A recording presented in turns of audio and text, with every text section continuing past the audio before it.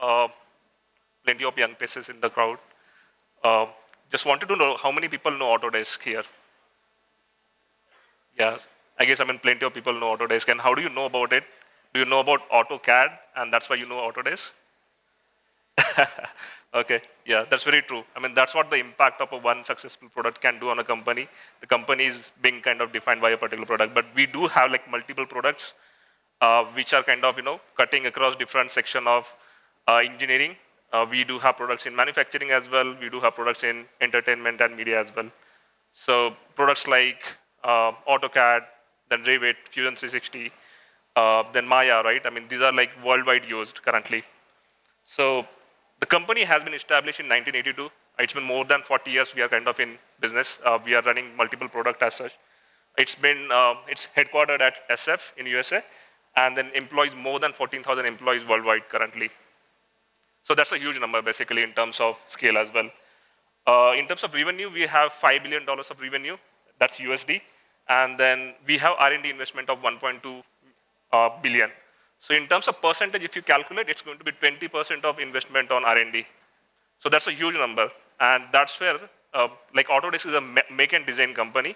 We do a lot of innovation in terms of the product lines as such. Moving on, this is the agenda for this particular session. We're going to spend some time on analytics data platform. We'll also talk about the AMP offering that we are having currently. Then we will briefly touch base upon the central data lake, then self-service workflow that we designed as part of the data mesh architecture. And then Saurabh is going to talk about AI governance, policies, and requirements. And then after that, we will kind of open for the questions at the end. All right. So this is how the analytics data platform looks like in Autodesk currently. How many people know about data platform? How many people are working as a data engineer or ML engineer currently? So you guys have some understanding, basic understanding about how the data platform works basically, right? Okay, so if you see here, what we are trying to kind of build in Autodesk is kind of a bundle of all the things that are required by data engineers and machine learning engineers as such, right? Because they don't need to worry about the security-related stuff, the trust-related things, the governance-related things, or any other tooling that they require. What we are trying to enable each and every ML engineer and data engineer to use our data platform and just concentrate on their use case. So they can just think about the business use case that they are having, and rest of the things are going to be with us as such. So the main target is basically abstracted tooling and then automated compliance. That's the target that we're keeping with the data platform currently. And there has been a huge success. We have like 250 plus teams registered on our data platform currently, which are using the platform daily. If you see in this particular part, we do have AMP kind of bundled together with the analytics data system itself. So in terms of AMP, if you see, we have like multiple things which we kind of come up, which we have provided to the machine learning engineers as such. For example, we do have model labs, we do have a feature store, model registry, project registry, where they can actually kind of upload their models. They can keep their project kind of enlisted on the project registry as well. We do have feature store, which is kind of very useful for the machine learning and AI engineers, because they can actually kind of find out a lot of things from there itself. So some of these components are in-house built, and some of the components are kind of the managed services, which we have stitched together in our platform in such a way that they don't need to worry about anything at all, the machine learning engineer. They can just use it whenever they want it, basically. And the most important part is built with the trusted AI. We take care of all the things related to security policy and the governance, and they don't need to worry about anything at all. How do we do that? The central data lake. That's the core component of our data platform currently. In terms of the motivation or the influence that we are having to build the central data lake, I don't know if you guys heard about the data mesh, right? We are trying to build a data mesh as such, which is going to be a little bit, I would say, aligned with whatever organization goals that we are having, but something similar to that. So if you see our central data lake, it's storing all kind of data, structural, unstructured, semi-structured, then streaming data as well. We support different kind of file formats. We support JSON file formats, then CSV, Parquet file formats as well. We do have like big data infrastructure, querying mechanism like Hive and Presto currently enabled in the platform. And we do use transformation, like processing related things like Spark in our data lake currently. So most important part here is basically the way the data mesh has been defined. The data mesh, what it says is basically you're trying to kind of take away the horizontal concerns like security and governance, and then the access management and everything away from the data domain owners, and then you enable the data domain owners to be kind of owner of the data decisions that are being made. And that's what we are trying to do here as well. So as part of that, the access control and everything is kind of segregated out from the platform as such. So under the hood, if you consider the central data lake, we are trying to kind of divide that into these 4 concerns. One is build, manage, discover, and access. Now, if you think about build is more about ingesting the data into the data lake. So we do have capabilities of batch ingestion and stream ingestion in place. And then once we have that, basically we need to transform the data as well. So transformation is all about like streaming transformation and then the batch transformation. So we have capabilities where we try to kind of provide those things directly to the data engineers, so they don't need to worry about anything at all. They can use the UI, and from UI they can provision the data pipelines as such. Second part is manage, where they can actually use the already defined pipelines to run on a scheduled basis. For that, we have a orchestration tool called as Airflow. Then if they want to run some quality checks on the data, they can do that using our infrastructure. We also provide some insights into cost and compute by some observability tools. And that's kind of per team basis we try to provide those things, per team plus per pipeline. Then the third one is discovery. Once you have the data transformed and ingested into the data lake, the third part comes is discovery. So we do have a catalog, which is the third-party tool, Athlon, that we are using currently. So whoever is interested in kind of knowing about the data and everything, they can just go to the Athlon, browse the different kind of tables and everything there. If they're interested in any of those things, if they want to get the access of the data, they can actually use our access management capabilities to raise the request, and then the data domain owner is supposed to kind of approve the request as such. So for that, we actually developed a lot of UI components as well. We have self-service UI workflows for each and every capability here. I'm going to talk about all of those things afterwards. Yeah, like I mentioned, basically, right? In last 1 year, we have developed at least 4 to 5 different flows, which are going to be operated from the self-service UI itself. So when a machine learning engineer or data engineer, right, they want to kind of use the data, basically, they can come to our portfolio, they can come to our data portal, and after that, they can use our onboarding flow, then the discovery flow. They can use our batch ingestion and batch processing workflows as such to kind of create the data pipelines in the background. I'm going to take one small example and explain like how does that work. So some of these things are kind of already implemented. Some of these things are a work in progress as well. For example, let's consider a kind of a user, John Doe, who is a kind of a data scientist and who wants to create an AI/ML project. So he can come to the data platform portal. Once he comes there, he can see the different offering that we are having. Basically, we do have ADP onboarding, data ingestion, AI/ML platform. So one which is going to interest him is basically AI/ML platform because he wants to create a AI/ML project as such, right? So once he clicks on that, he's going to take to a project registry page where he needs to kind of insert all the details about the project that he's kind of planning to work upon, right? Once he kind of inserts all these details, he's going to be redirected to a project registry browser where he can see all the projects that have been listed in the Autodesk as such. What's the advantage of it? He could see like what kind of models being used currently in the Autodesk, and then what kind of project are being kind of executed, right? I couldn't add that screenshot because of the compliance reason, but we do have like project registry browser kind of enabled for that as well. The next step is once you create that project, how are you going to tag the data with that, right? So for that, the engineer, John Doe has like 2 options. He either can go and kind of ingest the data, or he can actually browse through the data catalog that we are having and try to kind of find a data set which interests him or which is going to fit his use case as such, right? So if he's interested in a data set, it's all about like taking the access from the data owner and then kind of trying to kind of tag that data with the project that he has created. In this scenario, let's consider that, I mean, he's planning to kind of ingest a new data, right?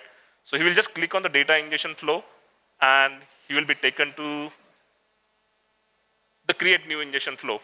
So this page actually kind of has a lot of details about what kind of ingestion patterns that we have developed till this point. So we do have some streaming ingestion patterns and we do have some batch ingestion patterns as well.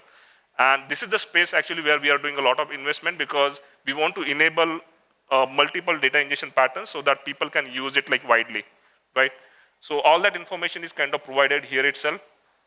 And then it's all about like providing the information about where exactly he wants to create the this new ingestion, the names of the pipelines, the names of the team owner and team names, and then what kind of source and destination he wants to use, right? It can be a relational database. The destination could be like S3 bucket or something that sort of, right? He can provide all those details and he can just click on create. Once he clicks on create, there's a bunch of microservices are in the background, which kind of takes care of all the resource provisioning, all the access management. So that happens magically. So the batch pipeline will be get created in the background, and he doesn't need to worry about like how those things are kind of getting provisioned in the end.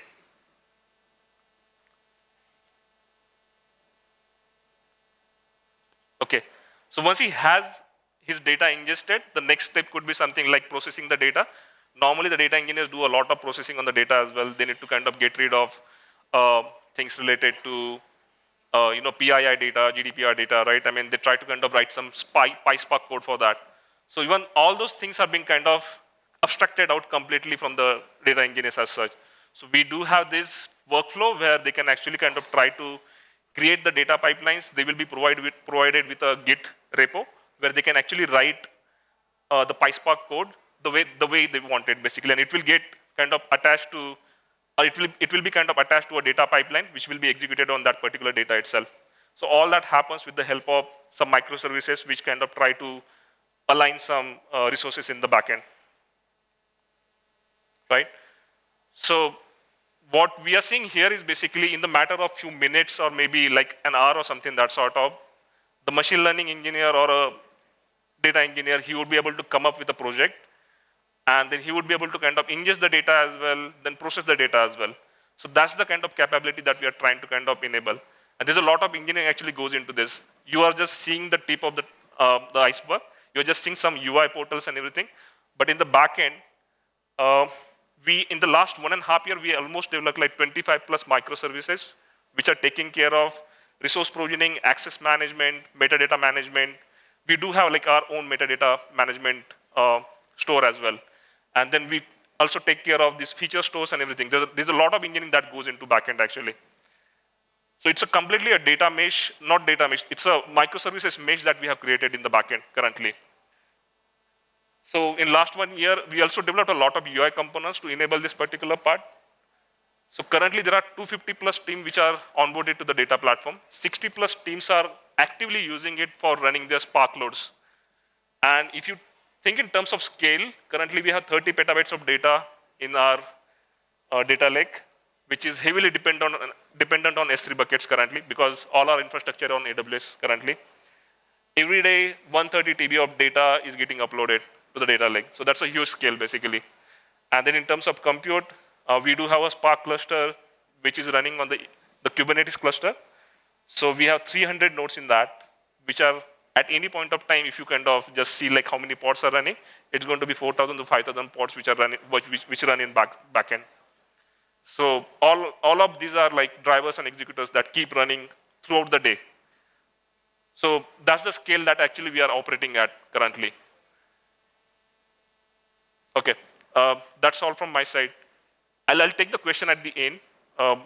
We have Saurabh who is going to talk about the AI governance in general. So can I have a round of applause for Sankalp? Yeah. So all this is happening because we are taking care of the AI governance part. Now what is AI governance is basically a framework of policies and regulations and practices that are guiding the teams to ensure that the models that we are creating, the AI systems that we are creating is ethical, accountable, transparent, and safe.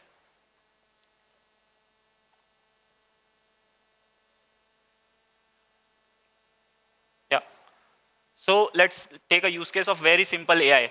Let's say we have suspicious attachments in emails. Everybody gets in attachments, right? The easiest way is to train the user that, okay, look at the spellings, look at the emails. Does it look suspicious? Don't click at it. This is the training the users part. Then we can have warn users. Basically warning the users. We can have a browser plugin. We can have a pop-up. Basically in the chat GPT, when you enter the text, we have don't enter any sensitive information. So that kind of information is basically warning users. Then we have the last, silently eliminating the thread. Google uses the email spam server to make sure that you do not receive any suspicious emails. Now, here the decision making is taken care by AI. Wherever the decision making is taken care by the AI, there the compliance comes into pictures, governance comes into picture. Now, what do we have? We have here the US executive order on training AI. I will not go through each of them, but I will like you to check this first point. Any AI model that has more than 10 raised to 26 floating point operations compute needed, we need to give regular information to the government that this kind of model was used, this kind of compute was used, this kind of data was used. So we need to give a set of regular updates to the government. So these are the US executive order, which was, I think, signed last year. If we look at the OECD AI principle, OECD is basically a group of 36 countries, which makes sure that the policies that we are making in the countries are aligned with that. So if we go onto their website, we can see value-based principles. First value is inclusive growth, sustainable development, and well-being. Let's say we want to, we have a chatbot. And in India, if a chatbot says, try some beef burger, many people will not like it because it's not inclusive to here. So the next point would be human rights and democratic values, including fairness and privacy. Privacy and fairness, that is self-explanatory. Then we have transparency and explainability. Transparency, it's tricky because we do not want enough information to the we do not want to give enough information that the person knows about the inner working of the model, but we want to give enough information that the user should have confidence on using our model. Then we have explainability. Explainability is basically every decision that the AI is taking, we should have logical explanation of why that decision was taken. If a classification is done and it's saying that it's a dog, why it is saying it's a dog? We should have logical explanation for that. Then we have robustness, security, and safety. When we talk about robustness, let's talk about a black swan event. Black swan event is an event which is so rare that it might not occur, but in reality it exists. So robustness is basically any event that might occur in the future, which will be very rare, but the AI should be robust enough to deal with that event. So that we need to take care at the robustness part. Then we have accountability. If that AI is making any mistake, who is responsible for that mistake? Is the provider responsible? Is the deployer responsible? Is the user responsible? Or the government is responsible? Who is responsible for that? So all of them are responsible, and all of them needs to play their part so that we have accountability in the system. These are the recommendations that they have for the policy makers so that we create a better policies. Okay, next we have EU AI Act. This is the screenshot of the EU AI Act website, where we have many important data, but one important data is unacceptable risk. Any AI that we are creating should not have these 4 things. We cannot have cognitive behavior manipulation of people and specific groups.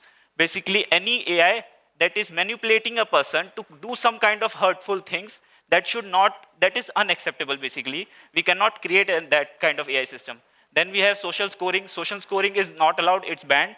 Then we have biometric identification and categorization of people, which is also banned. Then we have real-time and remote biometric identification systems such as facial recognition.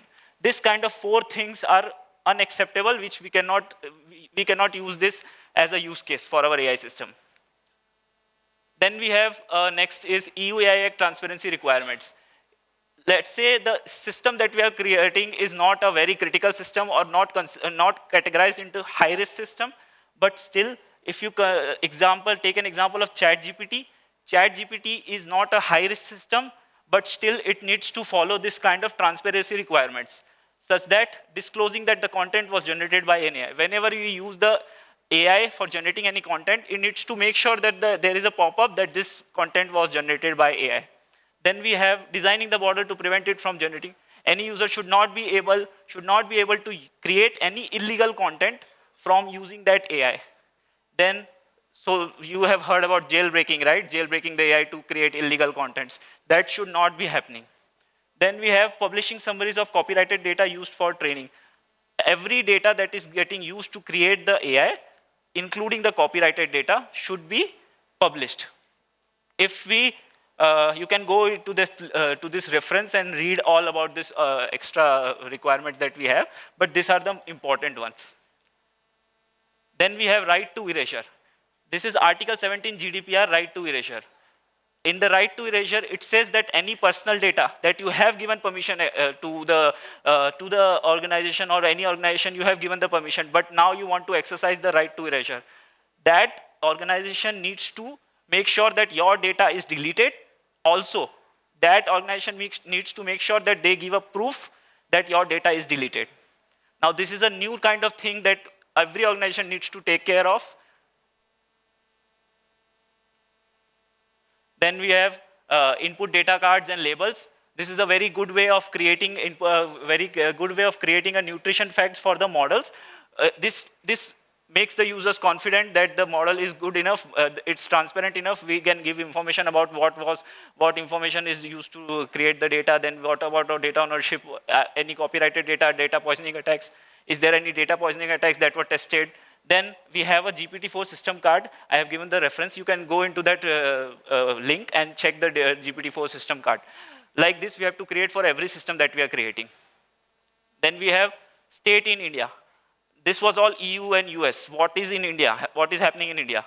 If we go into the National AI Mission is the organization which is taking care of all the AI things that is happening in India. Then we have MITI's recommendation and advisories that are coming very frequently on AI-related things. Then we have Office of Principal Scientific Advisor, which is basically PM's office. That also takes care of AI-related things in India. Now, do we have AI Safety Institute? AI Safety Institute is very popular right now in UK and in US. We have two safety institutes in US and UK. We do not have any safety institute in India. So this might be a future. In future, we might have an AI Safety Institute in India specific to India, but this does not exist right now. So this is the state in India. So I have given you a summarization of what is governance right now. So you have to think about who is governed right now. AI systems are governed, infrastructure is governed, or the AI system use cases are governed. Whether you can create a facial recognition, but you cannot use it for certain kind of things, or you cannot create the facial recognition. Then we have another question. Can these policies work across sectors, geographies, and tasks? If I have created a policy, I am a policy maker, I have created a policy for a sector, manufacturing. Does that policy work for finance? Does that policy work for infrastructure? This kind of questions we need to ask. Then does it work for different kind of geographies? Does it work for different kind of tasks? Is it working if I have created a policy for vision-based system, task summarization, then is it working for recognition?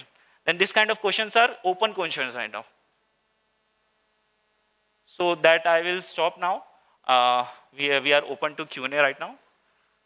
Yeah. I just have the question regarding in one of those best practices, no, sorry, not best practices, the must-follow practices, that if the content is generated by AI, we have to mention that the content is generated by AI. But what if in certain case, if I have written an article and it's all my thoughts and everything, and I'm just using the AI to correct it or paraphrase it, then also do we have to mention it, or we could like, or will it be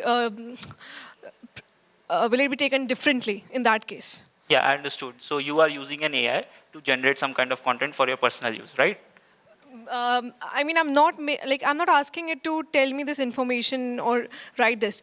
I'm directly like giving my thoughts my a structure, basic structure, and just telling it to paraphrase or just maybe change some Yeah. few words, Yeah. put some fancy Got words, it. Got etc. it. So the idea of the content or whatever it is explaining, it's already it's my idea. It's just I have used the linguistics of AI to Yeah. improve it. Yeah. That's If it. it's an image, video, then it needs to have that generated by AI. And Just this is text, more, text. yeah, just text. This is more related to organizations than personal use. If you are using it for social media for an organization, that you need to mention that it is generated by AI. But what about like people who are like bloggers? Like they are also part of organizations, right? And if they are writing blogs for that particular organization or something, and they are just conveying what actually happened there. They're not telling the AI to generate some fiction.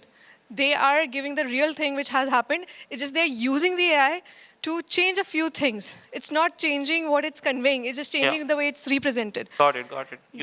You can check that website UAI Okay. Act. You can go into the nitty gritties, but I think personal use is some kind. We always have some corner cases in Okay. personal. Okay. Thank you. Want to do that basically, right? Because I mean, it's your content, everything is yours basically. Once you put that into a model or any chat GPT or something that sort of, that is already kind of out there, right? People could use it, for Yeah, example, it's indeed isn't it? like I mean, my personal opinion on this is that it's also a tool which helps you to stay More productive. productive. Yeah, Yes, like that's people true. who are doing lots of content writing, everything, maybe writing research papers. Like they are also giving us AI tools for writing research papers, and that also we have the same problem that what if the research goes out without without the consent and everything. So So ideally, it should be a boundary that you have to kind of somewhere. I mean, you have to draw, right? yeah, like some Because boundary we have to draw, but yeah, also we should be able to like at least leverage our work through AI. That's what I also think. right. So That's true. That's true. yeah, thank you. Any other questions?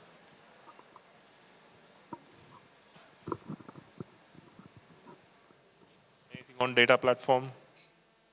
I saw a lot of hands with data engineers. Yeah. Can you take the mic?